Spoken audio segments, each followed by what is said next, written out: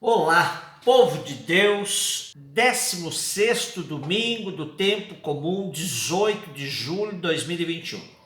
A nossa reflexão de hoje é a partir de Jeremias 23, de 1 a 6, Efésios 2, 13, 18 e Marcos 6, de 30 a 34. Ai dos pastores que deixam perder-se e dispersar-se o rebanho de minha pastagem, diz o Senhor.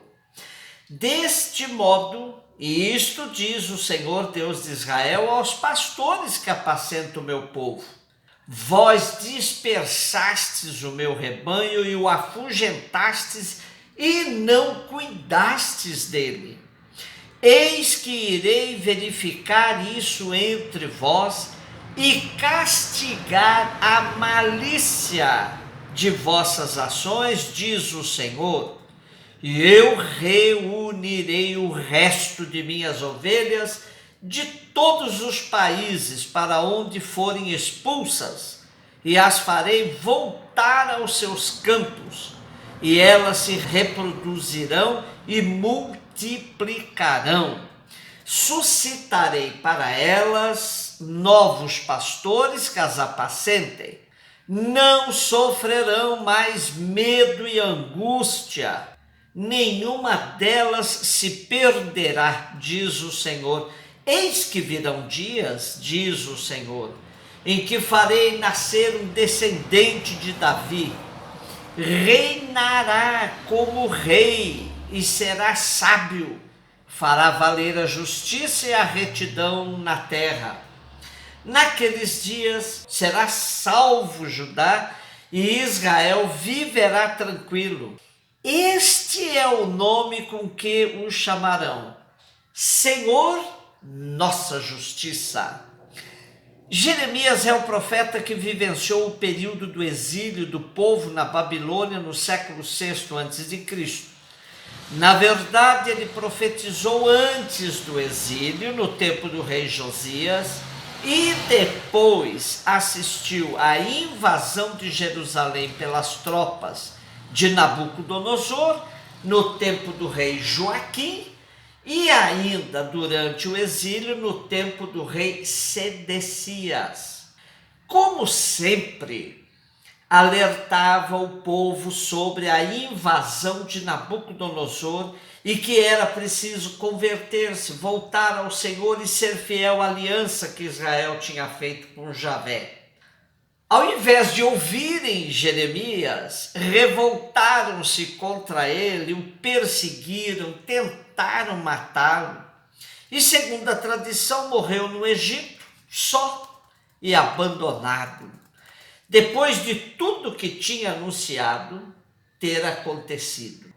No texto de hoje, ele retoma a velha tradição de Israel de chamar seus dirigentes de pastores.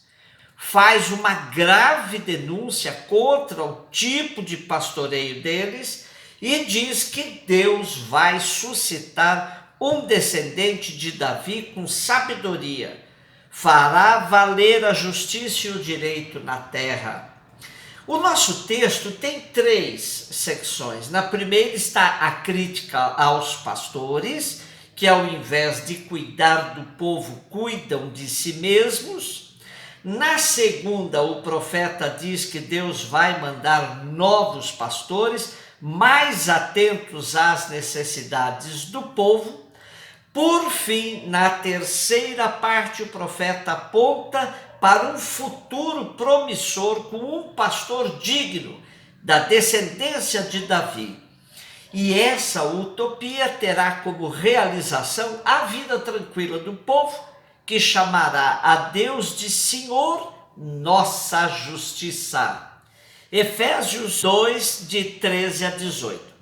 Irmãos, agora em Jesus Cristo, vós que outrora estáveis longe, vos tornastes próximos pelo sangue de Cristo. Ele de fato é a nossa paz. Do que era dividido, ele fez uma unidade. Em sua carne, ele destruiu o muro de separação, a inimizade. Ele aboliu a lei com seus mandamentos e decretos. Ele quis, assim, a partir do judeu e do pagão, criar em si um homem só, novo, estabelecendo a paz. Quis reconciliá-los com Deus, ambos em um só corpo, por meio da cruz. Assim ele destruiu em si mesmo a inimizade.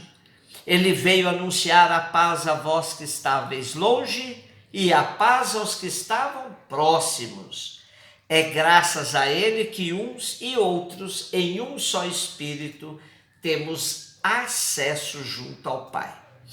O texto de Efésios atesta que pelo sangue de Cristo todas as barreiras que existiam entre judeus e pagãos foram quebradas. Do que era dividido, ele fez uma unidade. Jesus destruiu o muro de separação, tornando-se assim o verdadeiro pontífice, aquele que faz a ponte que une todas as nações pelo sacrifício da cruz. A carta aos Efésios é mais uma circular às igrejas da Ásia Menor, atribuída ao apóstolo Paulo, que estava preso em Cesareia ou em Roma já por volta do ano 58 a 60 depois de Cristo.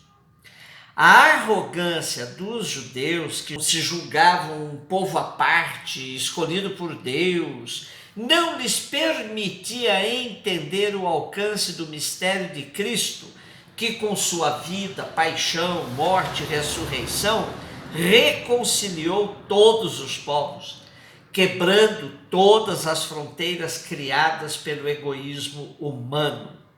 Em Cristo não há divisão, não há separação, não há discriminação. Todos unidos numa só família, a família de Deus. Marcos 6, 30 a 34. Naquele tempo, os apóstolos reuniram-se com Jesus e contaram tudo o que haviam feito e ensinado. Mas o contexto era também de apreensão, pois Herodes tinha mandado matar João Batista. Por isso, Jesus disse aos discípulos: vinde sozinhos para um lugar deserto, descansai um pouco. Toda missão merece um balanço e o momento exigia uma reflexão muito séria também.